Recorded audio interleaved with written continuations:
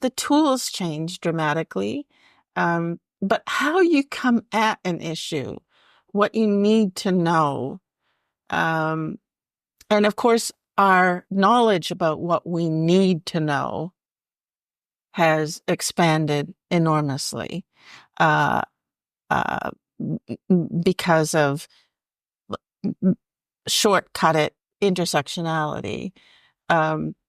So it's always changing, but I'm not sure that the basic is any less valuable today than it was then. You have to know where you stand and how you got there as part of building up how you change it. Much has been written in journals, papers, and books by a significant group of academics and authors about feminism and the equality movement.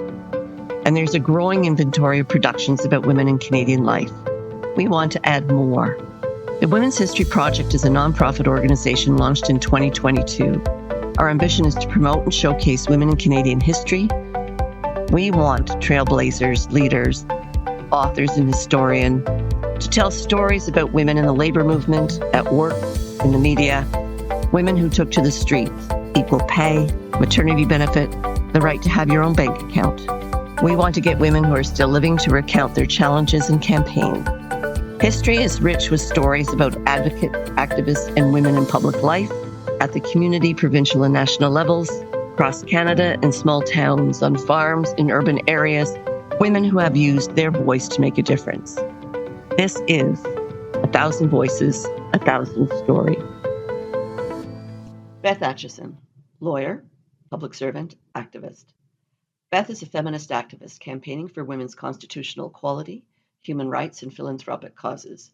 She is one of the mothers of the Women's Legal Education Action Fund, LEAF, launched in 1985, and the Feminist History Society, launched in 2010. Beth was called to the Ontario Bar in 1980 and started her career as a lawyer in private practice, where she became known for supporting women lawyers and helping create women supporting women communities. She worked in public service as Assistant Deputy Minister in the Ministry of Finance, Ontario, and served as member of the Canadian Human Rights Tribunal. Beth was instrumental founding and serving on organizations including the Women's Health Collective of Toronto and women's history website coolwomen.ca. She was a board member of the Canadian Centre for Philanthropy. Beth is co-author of the Canadian Advisory Council on the Status of Women report, Women in Legal Action, along with Mary Eberts, Beth Symes, and Jennifer Stoddart.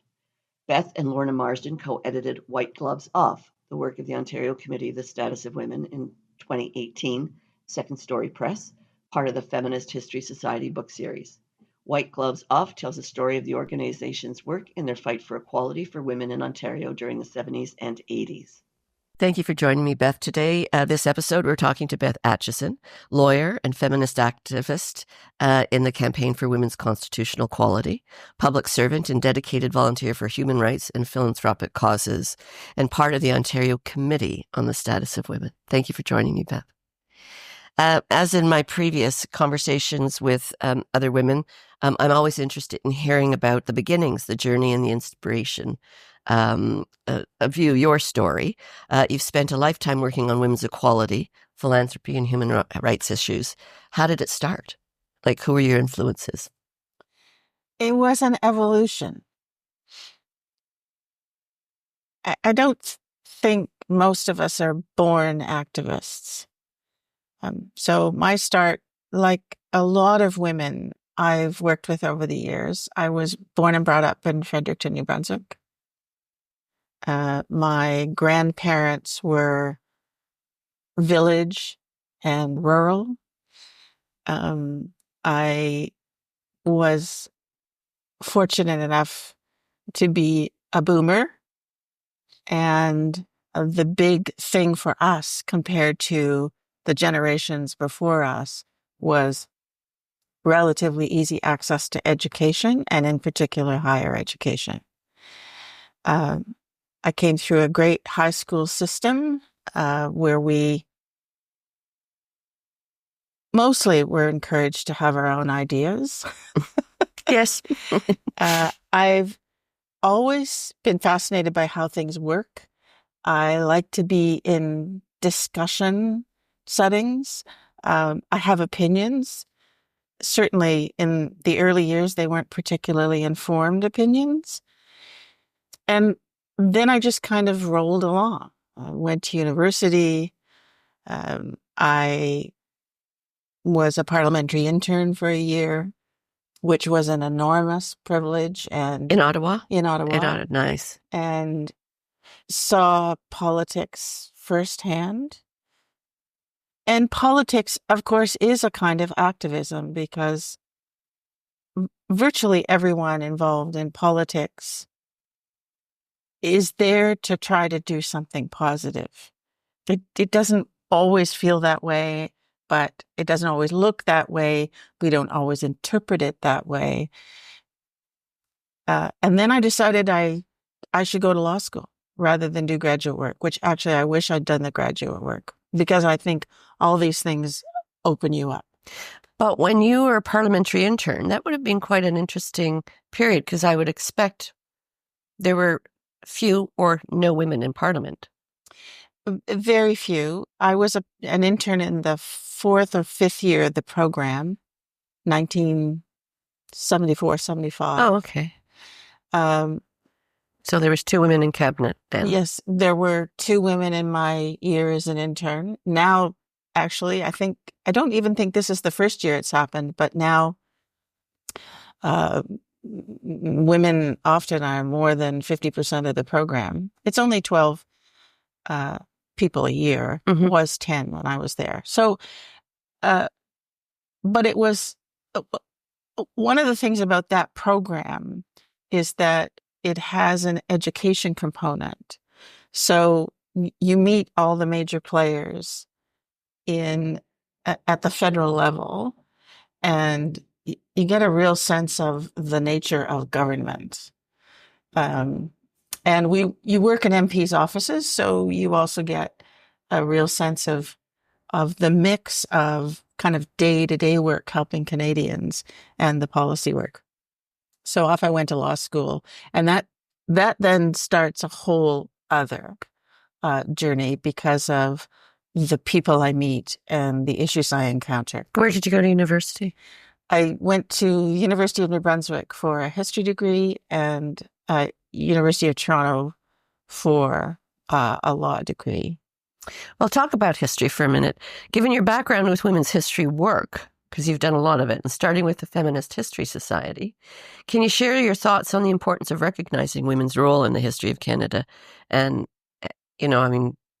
I've come to it perhaps later in life. I've always said what I learned about women in history was, they were queens, witches, or courtesans. And we really wanted to find out, what I wanted to find out with this project was about the history of women. So talk about the Feminist History Society, because that. Well, it was by no means the first history element of what I worked on with others.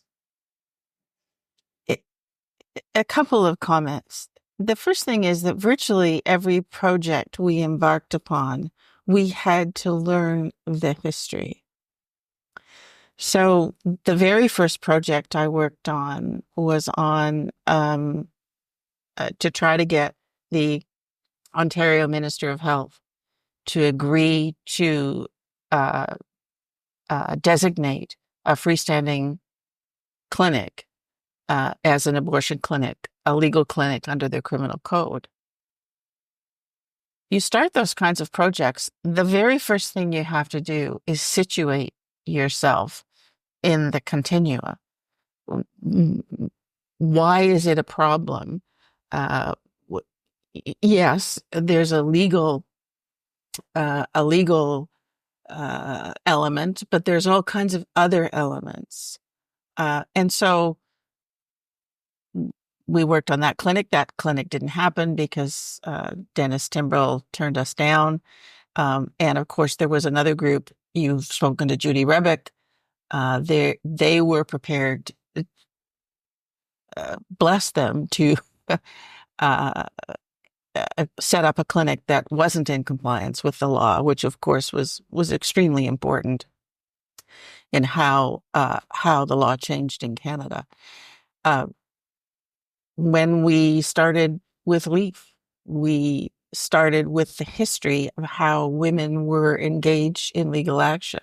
So, and when we came to the Feminist History Society, which was in 2010 and quite kind of late in my own Journey. My own history, we wanted to write the history of the second wave in Canada. So that project was very focused. The second wave, I know the wave language is contested just by way of simplicity. Really the post Royal Commission on the Status of Women wave, maybe just a little earlier than that, because but there really was a generational shift before the Royal Commission and after the Royal Commission as to who was doing the work. So all of the projects have been situated in trying to understand how we got to where we were and what the problems were. But just one other point, though. We were so fortunate. There was some early writing about women's tactics and strategies. Those were very important to many of us because they gave us energy. There were these amazing women, products of their time, just as I'm a product of my time, with all the pluses and minuses of that, who had taken on established laws, established institutions, established people. They'd taken them on. How had they done that?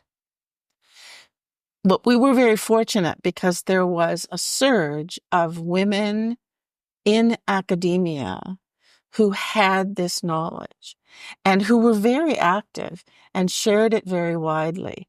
So it could be women in law, it could be women in sociology, it could be women in economics. They brought, whether you call it an historical understanding, they brought a longer view.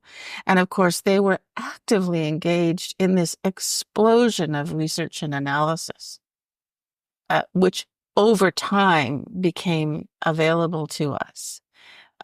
So history's got this kind of rep as a fixed, boring, kind of uninteresting. But in fact, in everything, it's kind of there in everything you do. And you're better informed if you've got some handle on what the hell went on before you. And you're better informed about what works and what doesn't work. I can't tell you how what you've just said is really, really enlightening and really situates us really well, because that was always one of my points, is that, we just didn't get here. There is a lot of people, a lot of campaigns, a lot of activity. And so I've always thought it's really important to know the background, to know the history. So Sure. years that and working on this project has meant a lot to me, because I want to bring this knowledge to a different kind of audience through social media and through, podcasts, and not just books and Well, of course, conversations. The tools change. Yes, of course. And lots of things change, but the tools change. Yeah. So we're in a time when activism has a set of tools that we couldn't have envisaged. I mean, we still laugh. If you look at the archives of the Ontario Committee on the Status of Women, or indeed any of the archives, NAC, pick whatever organization you like. And there's the mimeographed sheets. Yes. Well, the tools change dramatically. But how you come at an issue, what you need to know, and of course, our knowledge about what we need to know has expanded enormously because of shortcut intersectionality. So it's always changing, but I'm not sure that the basic is any less valuable today than it was then. You have to know where you stand and how you got there. as part of building up how you change it. It's so perfect. Really well said. Thank you. Really, that's heartwarming. And this is well before gender studies. You know, universities now all have gender studies. And this is well before that period of time, too. Well, post Royal Commission on the Status of Women, it it it's hard even for me, with the mileage, to understand how little was in place. Yes. In 1970. I didn't go back and review the detail, but the Ontario Human Rights Code had limited grounds. Sexual orientation weren't there. There was no Canadian Human Rights Act, Human Rights Code. There were no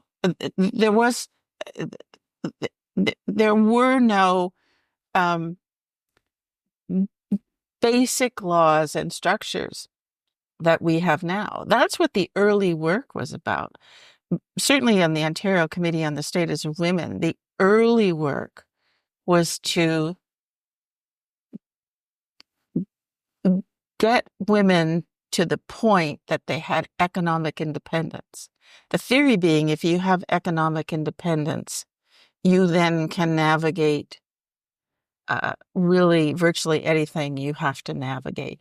So that's why the early work was on equal pay, segregation of workplaces, pensions, daycare. I mean, it was on the basics. And in the 10 years that the Ontario Committee on the Status of Women was active, those paralleled the Davis years. Virtually none of those things came into play. So, for instance, equal pay for work of equal value came in later. This was slogging work. Nothing came quickly. Nothing came easily. And, there's lots of critiques. One of the reasons we did the Feminist History Society was we knew that the second wave was going to be critiqued widely for failures, shortcomings, lack of insight. But we thought it was important to state at least what we faced and what we'd done. And it is hard to imagine in 2024 that in the 1970s, virtually none of these things were there, and virtually all of them are still incomplete. So if you take equal pay for work of equal value, if you take workplace segregation, the care economy, we've just been through COVID. We firsthand, we know about that. If you take daycare, where we've just entered into a national daycare program, and it's still significantly underfunded, all those basics are still there and still incomplete. And the Royal Commission, the report on the Royal Commission on the Status of Women, never even talked about violence against women. Correct. And excellent point, because as we went along, knowledge was added, issues were added, activism was added. Absolutely. But that we go back to, all generations have things that they're good at and things that they really weren't so good at. Violence, the understanding of violence was really just starting. And you can see it almost immediately because the Royal Commission marks a generational shift. Almost immediately, younger women are bringing in more of that. Also, health issues were not very predominant early on, but they start to really gain steam. I had the privilege of having many neighborly chats with Monique Bégin about the violence issue and why they didn't talk about it. And we also started talking about her role in health and the social determinants of health. So those are, those two big things. They were aware of these issues. But in terms of the violence, she said that was the private sphere, and that was not something that we talked about, but we knew it was there.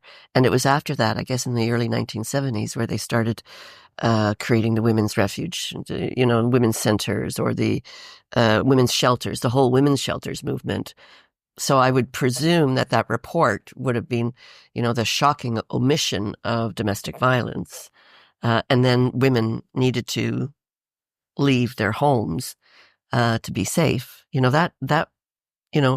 was almost like an evolution, but a fairly short evolution from 1970 to the shelters movement in 1972, 73. And it was intensely political. Like everything in the women's movement is intensely political. There were many of us who worked on what I'll call policy issues. There were many, many more, in my view, who worked on, let's call it, I don't know, direct programs. service, on the ground, kind of dealing with the actual day-to-day lived experience of women. I mean, the policy side dealt with that as well, but in a very different way. And they weren't always, they were congruent movements in many ways, but they were quite different. I think they were quite different ideologically. Another example of that would be if you did policy and research on childcare, and then there's another group of women who were creating daycare co-ops. So that's a service, that's a delivery, that's the tactics you need to, and the mobilization you need to do around that is different than the ones that are actually going after governments to make changes in laws. And that's where, just a segue, one of the things about activism is that, particularly with media focus today, we see it as a particular set of activities or a particular political framework or ideology. We used to say what worked best if women did what they could do wherever they were situated and however they were situated. And I still think that's true. I don't think activism is a box or a confined space. And all of it was necessary. All of it remains necessary today. If you look at what the shelter system in Canada is undertaking and how it's broadened its scope and interests and mandate, how it relates to housing and food security, and all. So there's absolutely no limit, and people should do what they feel they want to do in the way that they want to do it, because that's how a lot gets done. The other thing, it's certainly not in my notes, but the other point I think that we want to talk about is there are some women that would be really good at some tactical approaches to a national level, like NAC, all umbrella organization, and they made a big impact nationally. There are people that were provincially. But something like the shelters movement or food security or housing is very, very local. So women, when they get involved, you're saying that they will find their place, or there's a place for them, and there's lots of it. I mean, it's not just one or another thing in all of their contributions. What I want to see with the Women's History Project is that we're not just talking to the women who are well-known and famous and, that really made that. I do want to talk to them, but I also want to talk to the women that started the women's shelters, in Ottawa or in Edmonton. And, I think because that's really important. There are local heroes that we need to hear about too. Uh, absolutely. And what we have had difficulty with is using our own knowledge, integrating our own knowledge to enable us to be more of a political force. We, to some degree, we've been siloed. To some degree, we silo ourselves. The women's movement post-Royal Commission moved very quickly, decided its priorities, took on whatever groups wanted to take on, moved without a lot of structure, moved with virtually no resources other than volunteer resources and, Yes. photocopying that we could get done in our offices and using telephones, really, really basic stuff. So many of the women like me would be viewed today as privileged, and that's fine. But the movement itself at the time moved almost entirely on volunteer time. Now that changed over time. But because we moved that way, we to some degree stayed siloed. Yes. And that probably, I don't know whether it limited effectiveness. I don't actually know the answer to that. It certainly created certain kinds of divisions or discomforts, uncertainty. There were always, it wasn't as diverse a movement as it is today, but it was diverse, and it was politically diverse and partisan diverse. I was actually going to raise that because I have a political background, and I see a lot of what I want to do within, very partisan way. How did the volunteer and women that just wanted to make a change deal or not deal with political parties? Because that's, in fact, where you get a lot of change, is when you get women inside the party who get the male allies in the party to make changes in law. I mean, you see some changes now. You've got 50% of the cabinet are women. Monique and Judy Arola would tell me when there was just 2 of them in cabinet. So, you must have had some connections with the political parties, and they must have helped you advance causes within a party system. Sure. So most of the groups that I worked in approach things in 2 related ways. One was they were resolutely non-partisan and tried to work with all parties. So, for instance, with the Ontario Committee, and you can see it in the archives, if we were working, for instance, on daycare or community services, we tried to work with both the government of the day and the opposition. One of the obvious reasons for that is you never know who's going to be in power. Yep. And you never know what openings will be created, even if a party that you hate is in power. So just to give an example, which comes much later and relates much more to Nancy Ruth's story, is that the Harper government addressed a long-standing gap in the hate speech provisions in the criminal code and added women. also added women through the ground of sex, also age and disability. Now, the Harper government is hugely maligned. Um, that's not the right way of saying it. Criticized uh, by a lot of the women's movement of the day.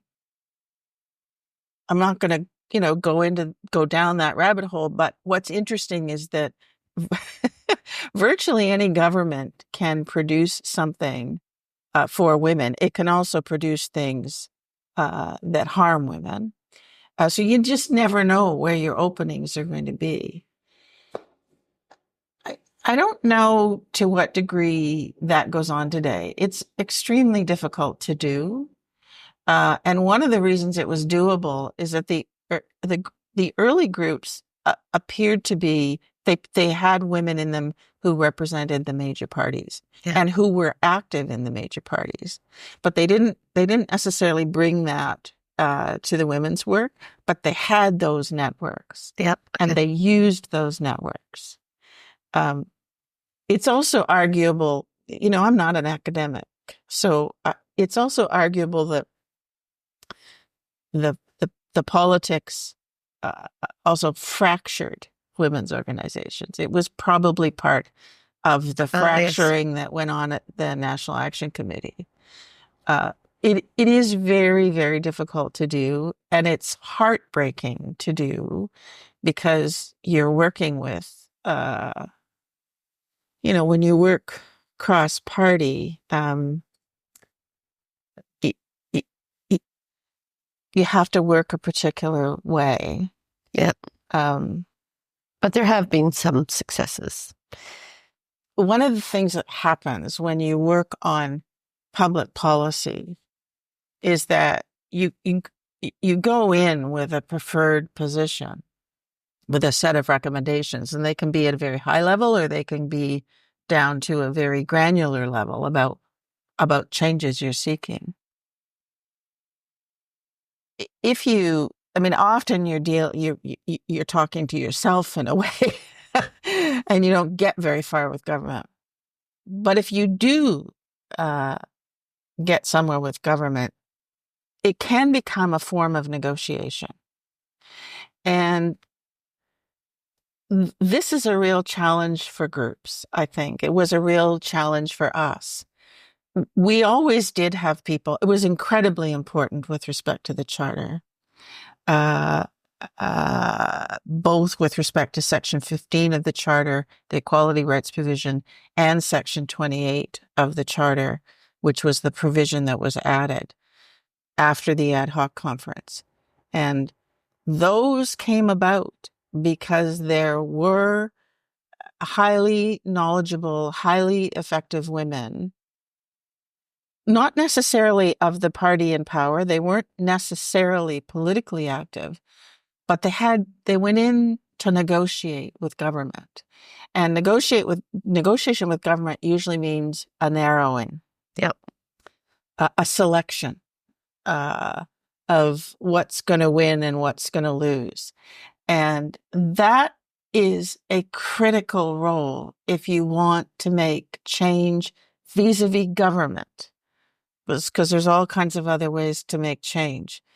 And it's a very fraught role for the people who do it, because they kind of lose their purity in the process, right? They have to give up something. Correct. They have to give up something. And they often have to make judgment calls in the moment. Yes. So there are all kinds of ways in which political, partisan engagement with government, comfort level of engagement with government come into play.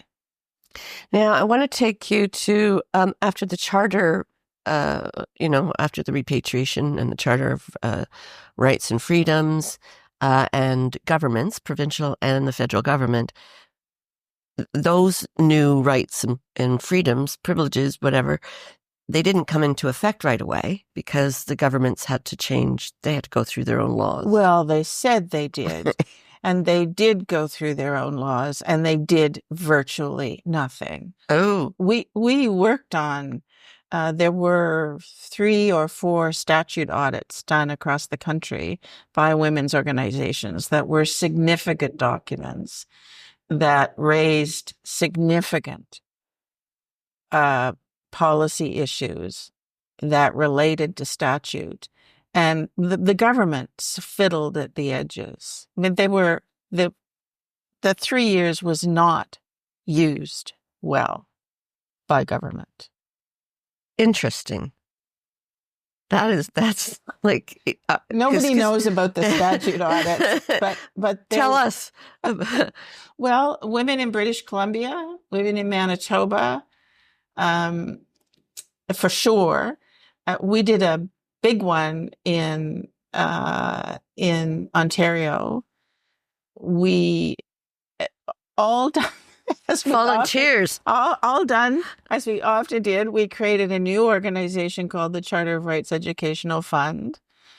The first things it did, we ran 2 workshops at Toronto City Hall to try to explain to our communities, whoever was interested, what the Constitution and the Charter said, what we thought it meant, what we thought it needed to be done. We brought in scholars from across Canada and from the US, because in the early days of the Charter, of course, it was also the time of the Equal Rights Amendment in the United States.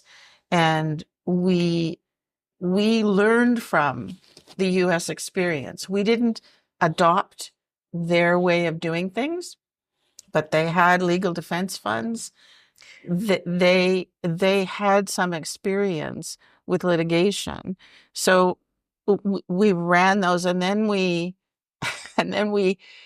held a national conference again at City Hall, where we went through all the possible strategies to try to influence the subsequent charter-based law. And that told us we had to do a number of things, one of which was statute audits, one of which was legal writing. There's a whole long list. There's a very kind of big set of actions leading up to 1985 and the coming into force of Section 15 that isn't really understood. But anyway, this is the basis of LEAF. But we did do the statute audits, which we did present. We covered both federal legislation and Ontario legislation, and the one we did in Ontario. It was all done by volunteers, 35 volunteers. It's like this thick. It was a very impressive piece of work. It meant nothing. But it meant nothing in terms of success. However, we educated ourselves. You know, this is 35 Toronto-based lawyers in public service, in private practice, in academe. We educated ourselves. There was a big value of all the work we did. It didn't produce actual immediate results, but it meant that it was one of the contributing factors to a community that was ready for the charter. We knew it wasn't. We knew it wasn't going to be enough to have the words. I mean, the words were a huge fight all by themselves, but we knew it wasn't going to be enough to have the words, and we knew where the problems were. So LEAF was created. The Legal Education Action Fund was created, and then took on some of these causes and went through the courts to get the precedents necessary to move the agenda forward. So that was one tactic, is going through the courts and LEAF. And that's right, and a shifting tactic. You know, LEAF was what we hoped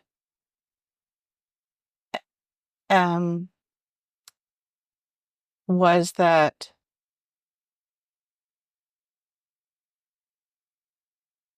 we would be able to take cases that would change the law, that it was based really on the American tactic. Tactic isn't probably the right word. Style of litigation that started with the NAACP that led to Brown versus Roe with respect to desegregation. It was a very intentional litigation building, starting small, moving up the steps, adding to the precedents, adding to sort of opening the lens on that camera, moving towards a very key legal decision. Our hope was that that's what LEAF could do, but we very quickly learned at LEAF that the cases were flooding in from everywhere. Oh, of course. And that significant interpretation issues could arise in a case that had nothing to do with women whatsoever, but that case was going to set the precedent or a precedent for key interpretation elements of Section 15. And so we had to shift. We also had to shift in the way we worked with our own community. We had to consult a great deal more and work in coalition and collaboration a great deal more. So there we were. Well, this is 1985. Again, so we're trying to start a national organization, which in this country, in any country, yes, it's a very big challenge. We're a small country. We are relatively rich, but not really rich. So we have lots of interest to bring to a board table. So we take on this task to start a national organization that's going to do litigation, which is not cheap. And we have this flood of cases. And we're learning as we go. And we're trying to raise money. So the first 50,000 came in from the Federation of Women Teachers of Ontario, as well as an in-kind donation. We didn't know anything about fundraising really very much. I mean, Beth Symes and I went off to the governing council meeting of the Federation and spoke about our plans. And then there were questions. And it was knee knocking. Almost everything we did, we had to learn it on the go. Now, there were wonderful women in all these organizations who understood women's issues. And so they would open the door for us. There were good networks, but a lot of work, a lot of nail biting. Well, and and then we have to manage the expectations of everybody else. Women are wonderful, but but lots of ideas and tensions and dynamics. A national board. Kudos to the early legal committee. They're also starting up to do. They're litigators. Yep. So they know how to do that part of it, but how to do the charter part of it in the women's movements. But it was all new, though. It was all new. Well, it was all new. But nothing in law is ever all new in the sense that there were tools to work with.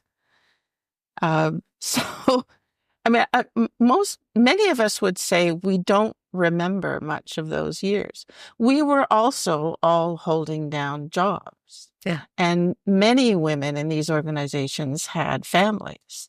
I mean, I didn't at the time until 1990, but the the years between kind of 82 and 87, I remember virtually nothing because it was just Constant. all grinding work. It was fascinating. It was energizing. Has anybody gone back and looked at the early audits that you did to examine with today's perspective? Have they gone back to take a look and see if there's still things that are undone, or if they're Well, and the the real, analysis and the history of yeah, what happened between those audits and now? I don't think so. People are hardly even aware of the audits. I mean, that phase we just kind of jumped over it in a way. The really interesting study, and some of us have talked about this, but this is a big one, is to track the key issues either included or omitted Yes. from the Royal Commission through to through the public policy changes to the audits to the litigation, because that's almost a straight line of key basic issues. But it's big piece of research. One of the things that's always interested me about the Royal Commission is when the federal government, there's not even that much written about what the federal government did to implement the Royal Commission. And it's fascinating because one of the things they did was that they had, it was run out of the Privy Council office, but they had implementation committees that were drawn from inside government and outside government. Oh, interesting. Okay.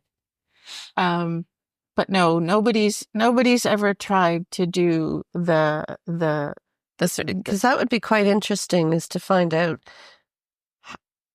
in greater detail exactly what that trajectory was. Yeah, or what the result was, or was it, or are there still problems? Yes, or was it useless? Right? There were probably parts of it that were useless. Oh no, we were furious with the lack of what the government tackled in the 3 years that they said they had to have. Then I want to talk a little bit about White Gloves Off, because this is a book that you edited, a number of different contributors, and it's the work of the Ontario Committee on the Status of Women. And we were talking just before the difference between the Ontario Council, the Ontario Advisory Council on the Status of Women, and the Ontario Committee on the Status of Women. There's quite a big difference you were describing to me earlier. Well, the council was the government-appointed body. Much like the Canadian Advisory Council on the Status of Women, and the Ontario Committee was the grassroots organization. Did they get along? Were they working on the same things? Was there a collaboration? I would say yes. I mean, there are people better positioned to speak to that than I am, but yes, we did get along. I mean, Naomi Black, for instance, who was a political science prof at York, was on the council and a member of the Ontario Committee. And in those days, there were senior women in government, although there weren't very many of them. And the communication lines were always open, and everyone had different mandates and different interests. But to a considerable extent, communication is really, really important. Even when someone in government can't do something really important or really critical, there's always information that can circulate. There's always pointing out resources. I guess what we were doing was a form of lobbying before there was lobbying registration. And we did it without the resources that most lobbyists have today. But if you want to get things done, you have to engage.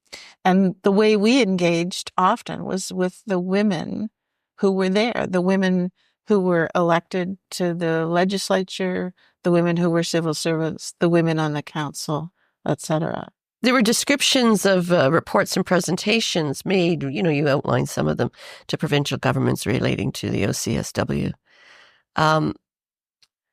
What were the big successes that you've identified in the White Gloves Off? There must have been some big successes.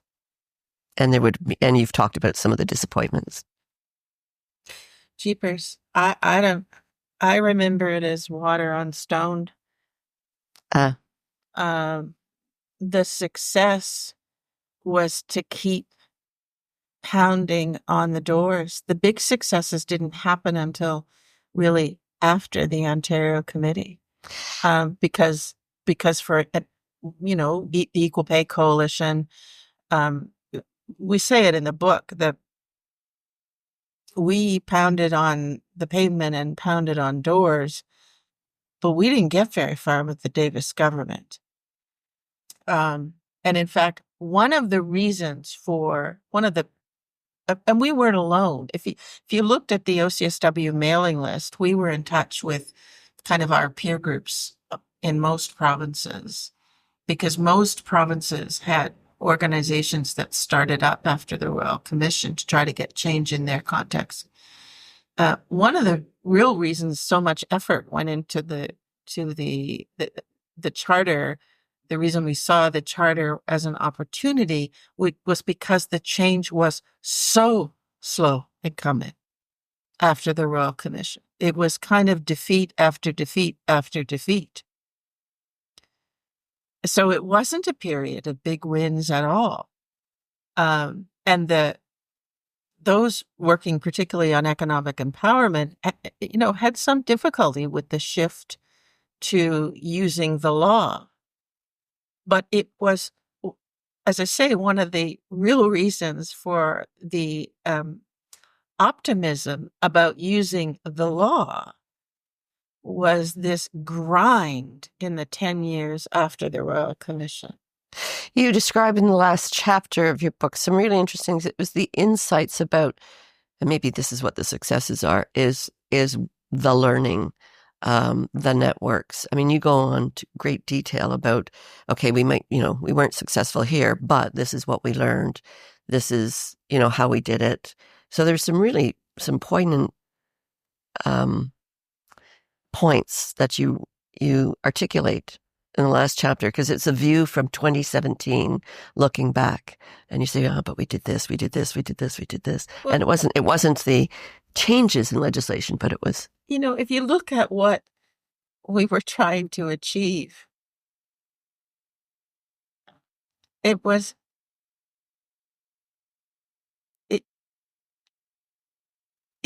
not modest. No. It was a fundamental reallocation of public resources and to some degree what were perceived as private resources, so that the system was fairer to women. Well, that was a big shift. It wasn't a shift in, paint color. It was a shift in the economic structure of the time and how it worked and who benefited. And so it wasn't going to be achieved easily or quickly. No. And in fact, now, in 2024, we can look back. We've got the period when we went at it from the sort of a pure public policy, speak to the provincial representatives and to some degree the federal representatives, depending on what you were working on, speak to the legislatures. And for most of us in this period after the Royal Commission, we started in doing committee appearances. Never done them. They're terrifying when you start.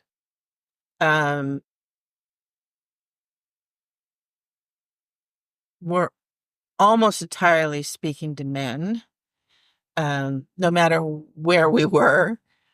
But we just kept at it. And And there was a great deal of learning. There was also this, as I say, this academic research juggernaut and public policy research juggernaut that was moving along as well. So the information became better. We became more sophisticated in how we presented, who we presented to, how we came at it. But now we can look and say, well, we gave it a real run after the Royal Commission.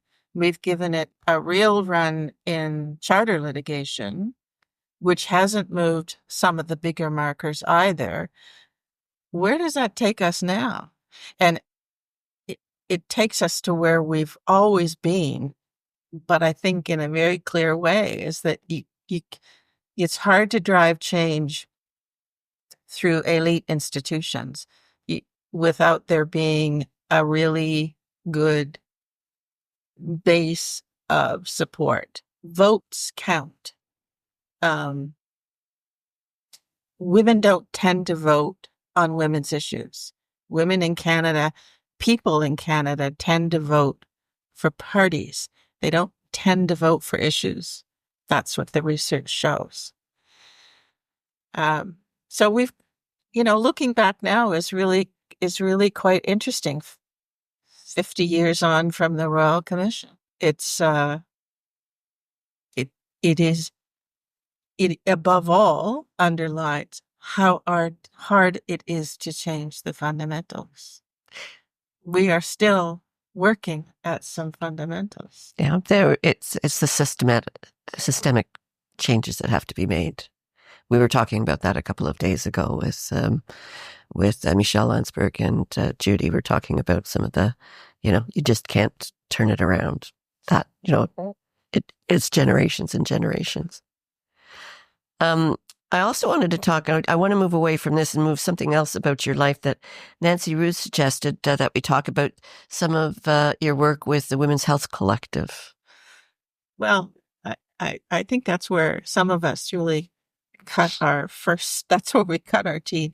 So a very simple story. I'm in law school. I have friends who are a couple of years ahead of me, and they're in the bar admission course, which doesn't exist anymore in Ontario, and everyone's bored.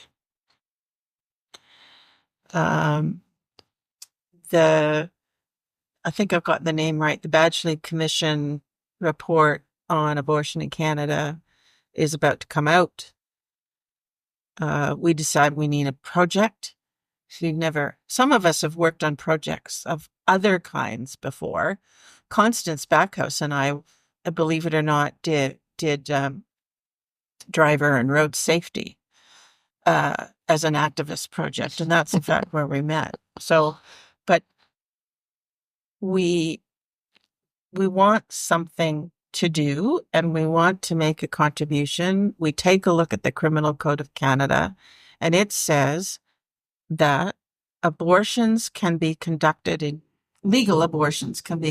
in two kinds of facilities: approved hospitals or facilities approved by the Minister of Health. So we decide what we have to do is create a full-blown clinic proposal for a freestanding abortion clinic and take it to the Ontario Minister of Health. And that's what we do. We go to clinics in New York State, and the Morgentaler Clinic. We figure out what's involved, what you have to have a working clinic. We find space. We create agreements with the local area hospitals. We go to all the opinion makers we can think of in the city, from the churches to the politicians to other organizations to medical organizations, to create a list of supporters. And we put it all together in a package. And I mean, it's real. We had architectural plans. We had a building. it was a complete proposal. We worked with Ministry of Health officials to understand what would be involved in the approval process. I mean, we were young lawyers, and we were fairly dogged and thorough. We worked at it. Yes, and we got the phone calls from the anti-abortion movement at our homes at night. It was real. And we did it, I think, without any funding. I mean, nobody does anything without funding these days. well, I suppose we had funding in the sense that we were at school and or in the bar. I mean, I don't know where that funding came from. But anyway. And as I say, there was also the group working on what became the Toronto Morgentaler Clinic. Yeah. We met with Dennis Timbrell. Took a while to get a meeting with the minister to present our proposal. We had the form. There was a form for designating clinics under, I forget what piece of legislation.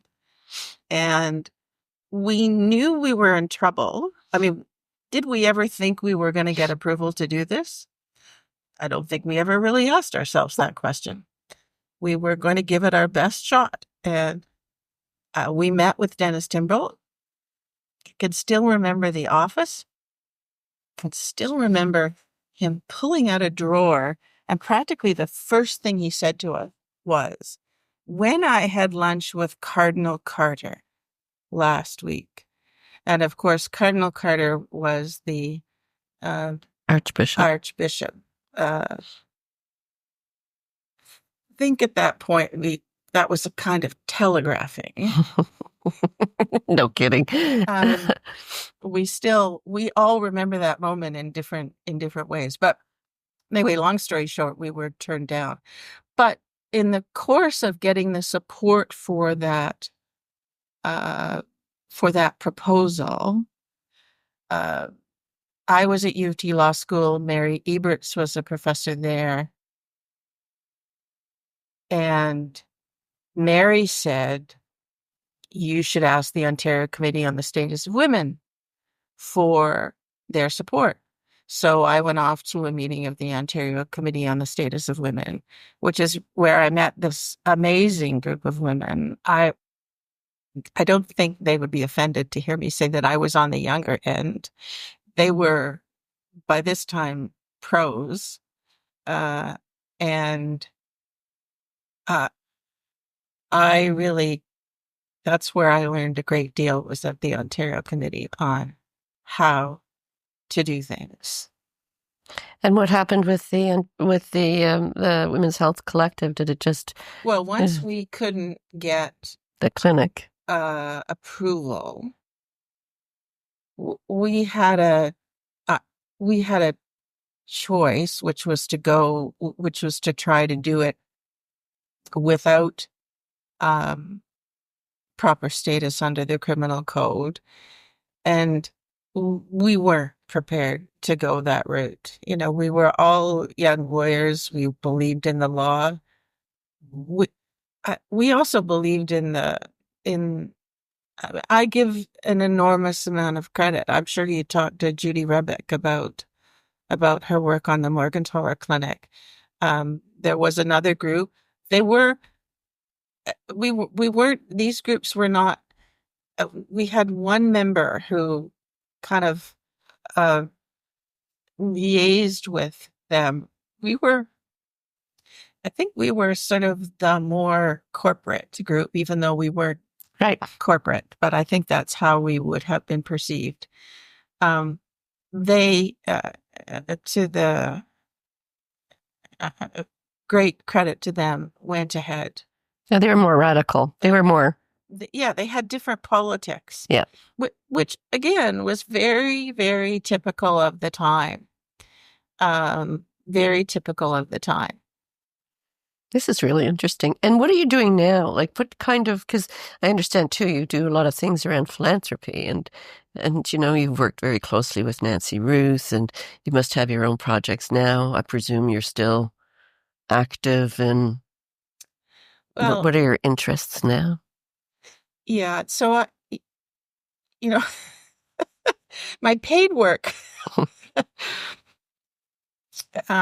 was in financial services and financial institutions. That was my Day job. my corporate law specialty. But I left that in 1996, and I went to work with Nancy's very own foundation, where we did, in some ways, the precursors to what you're doing. Cool women. Cool Women and Section 15.ca, both with a historical activist, women's history, women's activism framework. And then in 2005, Nancy Ruth was appointed to the Senate, and I had a public policy background. So I was her public policy person in the Senate, and worked on a whole range of women's. And what a wonderful relationship, and a wonderful, the energy must have been fabulous. Well, we're very different, but quite complementary. Yeah. She's very brave, and I like to know. I like to know the ground. I thought that makes a good partnership. And we took on things that didn't work out, and we took on some that did. And life with Nancy Ruth is never boring. No. And since then, I continue to work with projects that the foundation does, and I have worked with some other senators. In fact, right now working with Senator Donna Dasko, and she has a bill before the Senate to try to move the markers on getting more women elected. Oh, interesting. I know Donna. So I guess I continue. Yeah. In fact, I'm hoping that we will be interviewing a number of different senators, because a lot of them have really interesting backgrounds, grassroots organized. I mean, the evolution of the Senate now, and now that, this prime minister appoints people that have a community background, they're people of stature. They're substantive people. Not that the other way was bad. They were more partisan. So this is less partisan and more substantive. And I'm really excited about trying to interview some of the women, because their backgrounds are fascinating. Yes. And, I'm different subjects. I'm not a senator. The Senate has changed. I've seen the Senate both in its caucused form and now with independent appointments. And I think there is just a great richness of material there on effectiveness.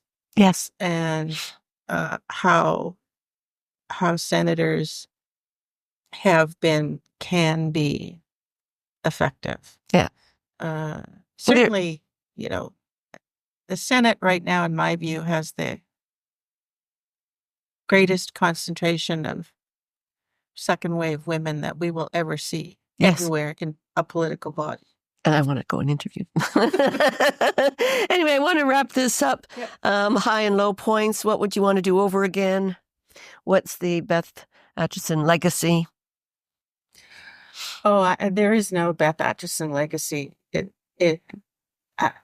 I think your contributions as a business. I worked always in groups, and it's the legacy of the groups. It's the intellectual and political energy of the groups that made everything happen. And I'm sure I learned as much and took as much from it as I gave. I don't actually like being on the front lines. I like I like doing substantive work, and it wasn't always a great joy. I'm not suggesting that, but it was Oh, quite no. fun. And the last thing, what would you give?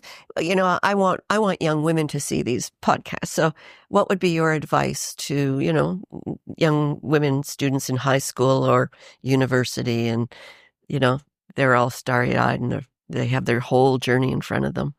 What would you tell them? Well, you have to do what is important to you. You have to be open also, I think, to possibilities. It's find like-minded people. If you put together passion, learning, like-minded people, then it can be a really interesting journey. Increasingly I don't give advice. The world has changed so much, but there's still lots to do. And as I say, follow your heart, be open to the learning, find other like-minded people, be flexible, because it's so hard to do these things. Be kind, which I think actually the succeeding generations are superb at. They are kind. I think they are more inclusive. I don't know whether the challenges are bigger, but I think they are. I also think they require more integrative work.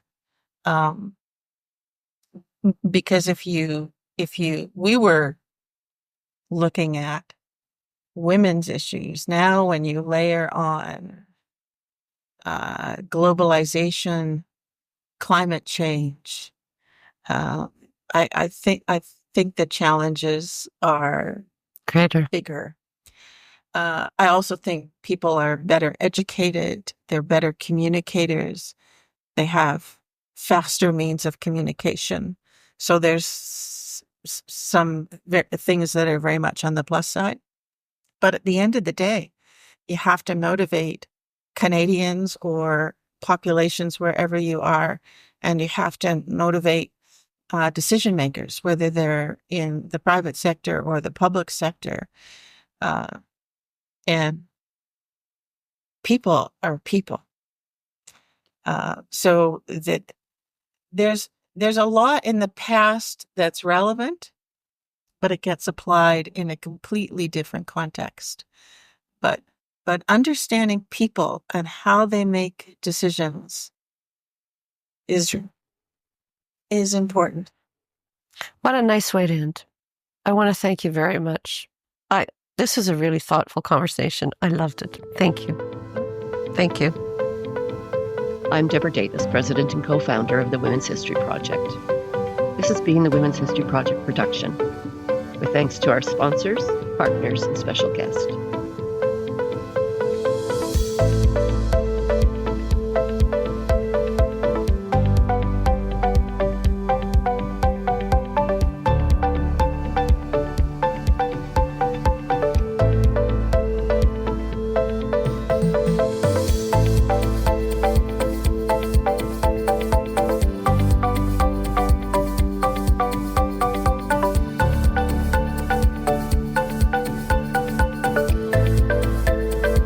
Please like us, follow us, subscribe, and share.